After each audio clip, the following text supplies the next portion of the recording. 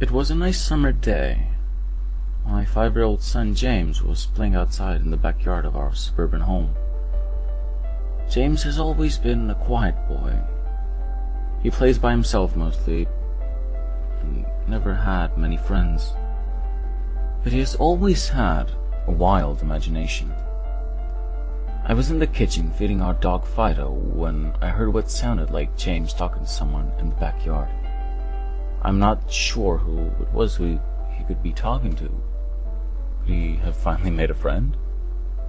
Being a single dad, it's hard for me to always keep an eye on my son, so I decided to go outside and check on him. When I went in the backyard, I was a bit confused because James was the only person back there. Was he talking to himself? I could have sworn I heard another voice. "James, it's time to come inside," I called out to him. He came inside and sat down at the kitchen table. It was about lunchtime, so I decided to make him a turkey sandwich.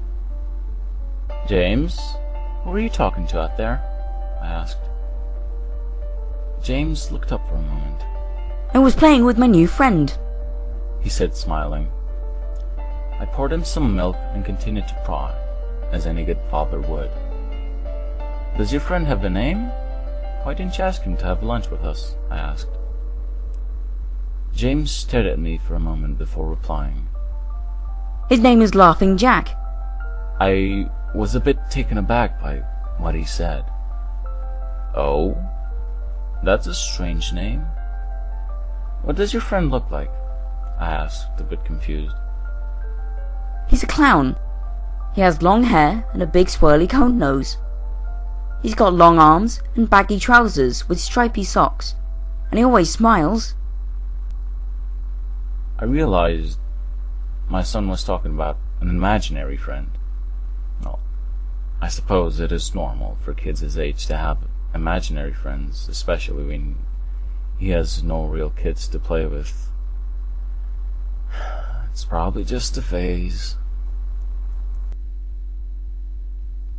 The rest of the day went by as per usual, and it was starting to get late, so I put James to bed. I tucked him in, gave him a kiss, and made sure to turn on his nightlight before I closed the door. I was pretty tired myself, so I decided to go to bed not long after. I had an awful nightmare. It was dark. I was in some kind of rundown amusement park.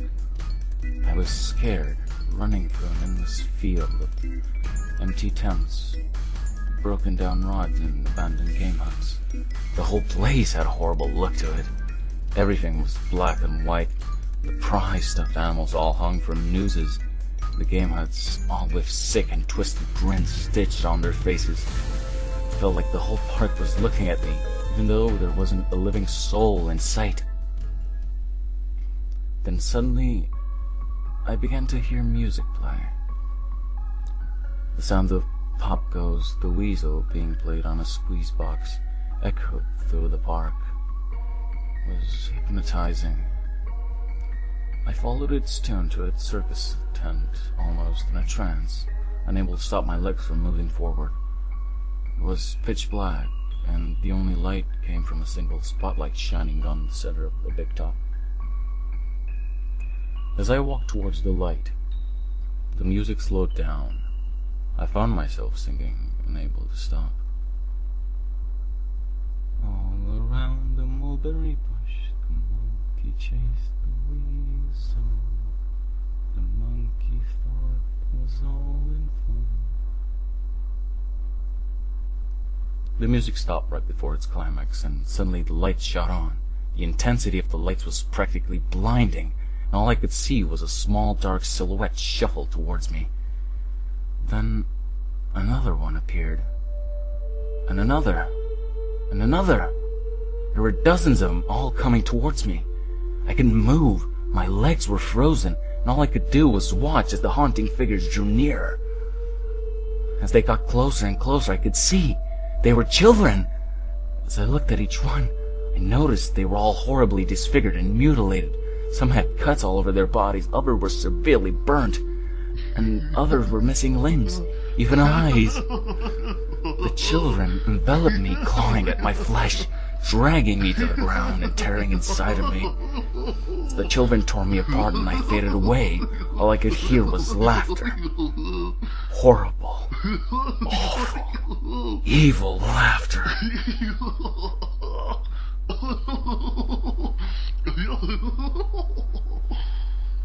I woke up the next morning in a cold sweat. After taking a few deep breaths, I looked over and saw that a few of James's action figures were positioned facing me on top of my nightstand. I sighed. James probably woke up earlier and put these here. I gathered up the toys and made my way to his room. However, when I opened the door, James was sound asleep. I just shrugged it off and placed the toys back into his toy box and headed out to the living room. A little while later, James woke up and I made him breakfast. He was quiet and seemed a bit groggy. Perhaps he didn't sleep well either. So I decided to ask him about the toys. James, did you put the toys in Daddy's room this morning? His eyes shut up at me for a moment and glanced back down at his cereal. Laughing Jack did it. I rolled my eyes and responded, "Well, you tell Laughing Jack to keep the toys in your room." James nodded and finished up on his breakfast, then decided to go play out in the backyard. I went to relax in the living room, and I must have dozed off because I woke up a couple of hours later. Shit! I need to check on James! I was a bit worried, and it had been 2 hours and I haven't checked on him. I stepped out in the backyard, but James wasn't there anymore. I was getting nervous, so I called out to him. James? James, where are you? Just then, I heard a giggle come from the front of the yard. I rushed through the gate around the front of my house. James was sitting on the sidewalk. I breathed a sign of relief and walked over to him. James, how many times have I told you to stay in the backyard? What are you eating? James looked up at me and then reached into his pocket and pulled out a handful of hard candies of all shapes and colors. This made me very nervous. James, who gave you that candy? James just stared at me, not speaking. James, please, tell Daddy where you got the candy from. James hung his head down and said, Laughing Jack gave it to me. My heart sunk. I kneeled down to look him in the eye. James, I have had enough of this goddamn Laughing Jack. He is not real. Now, this is a very serious situation, and I need you to tell me who gave you that candy. I could see my son's eyes tear up. But Daddy, Laughing Jack did give me the candy. I closed my eyes and took a deep breath. James has never lied to me, but what he's telling me is impossible. I made him spit out the candy and I threw out the rest. James appears to be fine. Maybe I'm just overreacting after all I could have gotten from Tom and Linda from next door, or Mr. Walker from down the street. Either way, I'm going to have to keep a closer eye on James.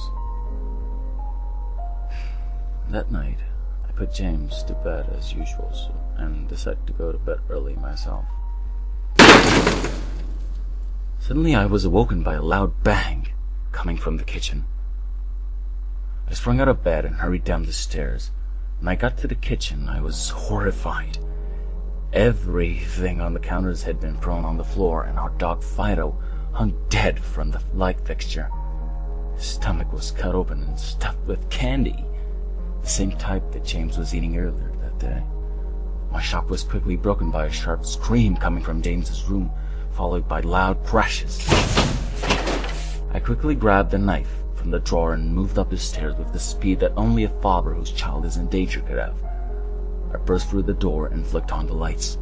Everything in the room was knocked over and tossed on the floor. My poor son in his bed crying and shaking with fear, a pool of urine staining the sheets. I scooped up my child and ran out of the house and went next door to Tom and Linda's house. Luckily, they were still awake. They let me use their phone and I called the police. It didn't take them long to arrive and I explained what happened. They looked at me as if I were fucking crazy. They searched the house, but all they found was a dead dog and 2 trash rooms. The officer told me that someone had probably got into the house and done this right before making a quick escape through the back door. I knew it wasn't true. All the doors were locked and none of the windows were open. Whatever was in my house didn't come from the outside. The next day, James stayed inside. I didn't want him to leave my sight. I went into the garage and found his old baby monitor and set it up in his room. If anything comes into his room tonight, I was going to be able to hear it. I went to the kitchen and grabbed the largest and sharpest knife from the drawer and put it on my nightstand. Imaginary friend or not, I'm not letting anything hurt my little boy. Soon enough, night came. I put James to bed. He was afraid, but I promised him that I wasn't going to let anything happen to him. I tucked him in, gave him a kiss, and turned on the nightlight. Before closing the door, I whispered to him, "Good night, James. I love you." I tried to stay up as long as I could, but after a few hours I felt myself drifting off. My baby would be safe for the night and I needed to sleep. Just as I lay my head on the pillow, I heard a soft noise come from the baby monitor I had put on my nightstand. At first it sounded like interference, like the kind a radio would make. Then it turned into a soft moan. Was James asleep? Then I heard it. The laugh from my nightmares. That horrible, fucking laughter. I sprung up from my bed and grabbed the knife from under my pillow. I rushed over to James's room and creaked the door open. I tried to switch on the light, but it wouldn't come on. I took a step in, and I could feel the warm, thick liquid on my feet. Suddenly, James's nightlight came on. I could see the absolute horror laid out in front of me. James's body was nailed up on the wall, the nails piercing through his hands and feet. His chest was cut wide open, and his organs hung down to the floor. His eyes and tongue had been removed along with most of his teeth. I was disgusted. I could hardly believe that this was my baby boy. Then I heard it again. That soft, desperate moan. James was still alive. My baby. My poor baby. In so much pain I could bear. So much pain, barely clinging on to life.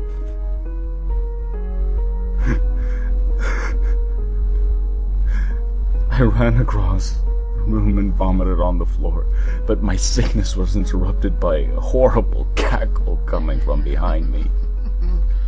I spun around while still wiping bile from my mouth.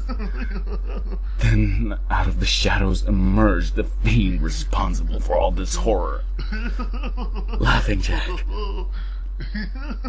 His ghost white skin and matted black hair hung down to his shoulders. He had piercing white eyes surrounded by dark rings.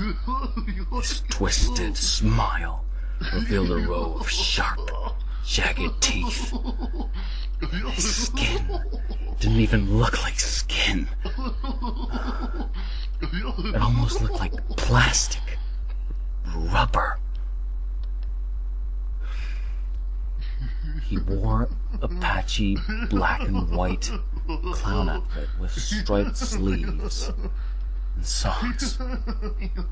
His body itself was grotesque, his long arms hanging down past his waist, and the way he was poised made him look almost boneless, like a rag doll. He let out a sickening laugh, as if to let me know that he was pleased with my reaction to his work. He then turned around slowly and turned to James, then began to laugh even more at the horrific sight he played out. That was enough to shake me from my terror.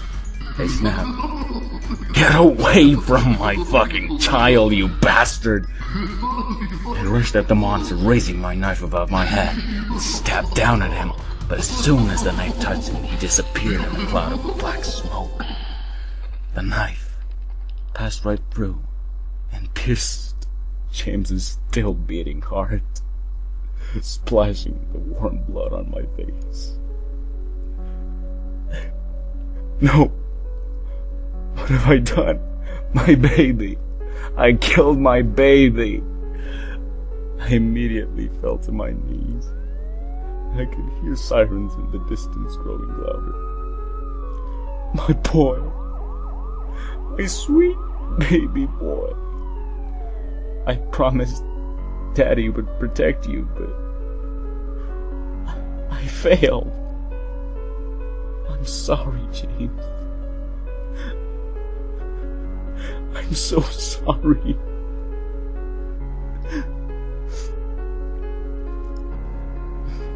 Police arrived soon to find me in front of my son, still wielding the knife covered in my baby's blood.